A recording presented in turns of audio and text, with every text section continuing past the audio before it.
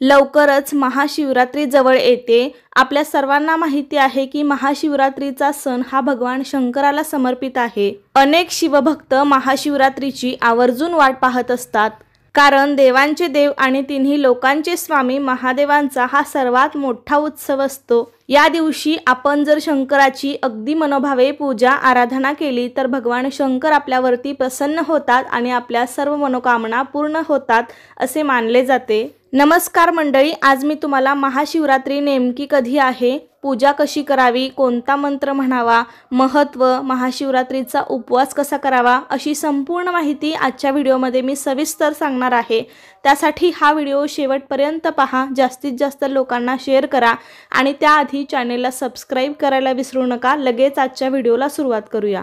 महादेवांच्या भक्तांसाठी तर महाशिवरात्रीचा दिवस अतिशय महत्त्वपूर्ण असतो। दरवर्षी माघ महिन्याच्या कृष्ण पक्षाच्या चतुर्दशी तिथीला महाशिवरात्री साजरी केली जाते। तर यावर्षी बुधवार दिनांक 26 फेब्रुवारी 2025 रोजी महाशिवरात्री साजरी केली जाणार आहे। महाशिवरात्रीच्या दिवशी निश्चित कालामध्ये केलेल्या पूजेचे विशेष महत्त्व असते। तर ही पूजा करण्यासाठीचा शुभ मुहूर्त म्हणजे निश्चित काल हा 27 फेब्रुवारीला मध्यरात्री 12:27 पासून ते मध्यरात्री 1:16 असणार आहे।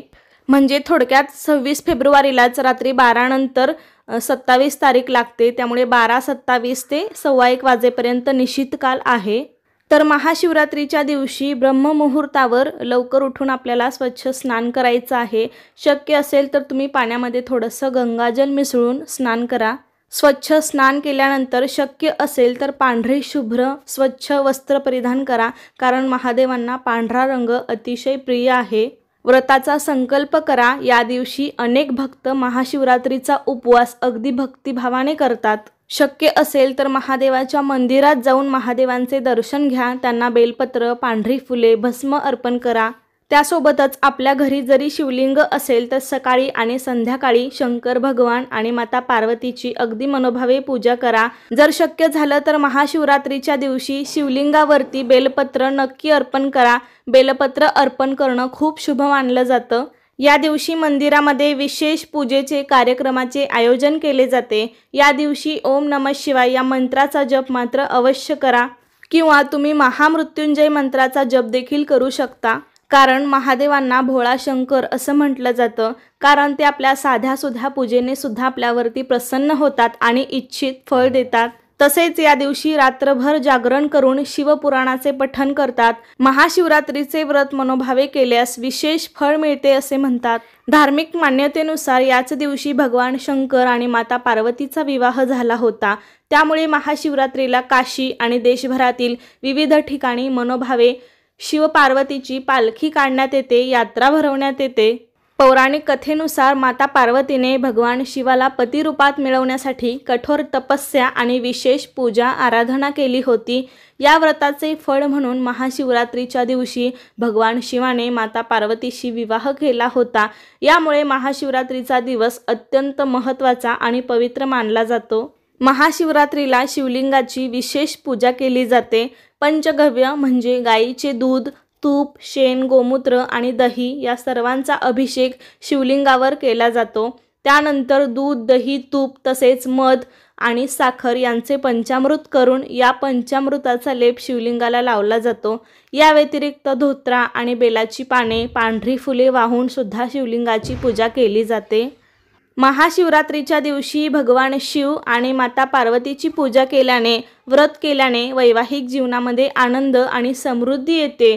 त्यासोबतच अविवाहित मुलींना इच्छित आणि योग्य जीवनसाथी मिळतो।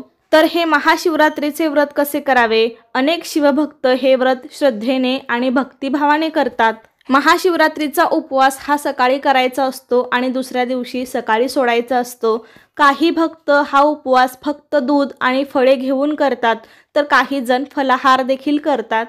तसेच या दिवशी महादेवाला विविध प्रकारच्या पदार्थांचा नैवेद्य देखील दाखवला जातो, जसे की खीर, पंचामृत, दूध आणि दुधापासून बनवलेले पदार्थ यांचा नैवेद्य दाखवला जातो।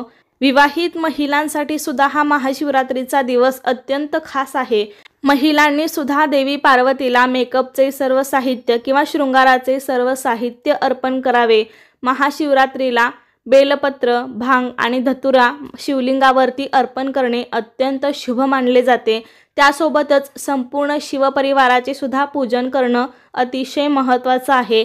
त्यामध्ये भगवान गणेश, भगवान कार्तिकेय, भगवान शिव आणि माता पार्वती आणि नंदी महाराज यांची पूजा करून त्यांना वस्त्रे अर्पण केल्याने विशेष फल प्राप्त होते। महाशिवरात्रीला पूजा करताना ओम नमः शिवाय हा साधा सोपा मंत्र म्हणा किंवा तुम्ही महामृत्युंजय मंत्र ओम त्र्यंबकम यजामहे सुगंधिम पुष्टिवर्धनम उर्वारुकमिव बंधना मृत्योर्मोक्षी यमामृता या मंत्राचा जप देखील करू शकता। त्यासोबतच या दिवशी रुद्राभिषेक करणं देखील विशेष फलदायी मानलं जातं। त्याचं फळ आपल्याला हजारो पटीनं मिळतं अशी मान्यता आहे। अशा प्रकारे भगवान शंकर आणि माता पार्वतीची जर आपण या दिवशी मनोभावे पूजा केली तर महादेवांचा आशीर्वाद आपल्याला प्राप्त होतो। पार्वतीची पूजा केल्याने संकटाचा अंत होतो, जीवनामध्ये सुख समृद्धी येते, सौभाग्यामध्ये वाढ होते। त्यामुळे तुम्ही पण येत्या महाशिवरात्रीला भगवान शंकराची आणि माता पार्वतीची पूजा मनोभावे करा, याचे फळ तुम्हाला नक्कीच मिळेल। तर कसा वाटला तुम्हाला आजचा व्हिडिओ मला नक्कीच सांगा। आवडला असेल तर लाईक करा, शेअर करा आणि चॅनलला सबस्क्राईब करायला विसरू नका। धन्यवाद।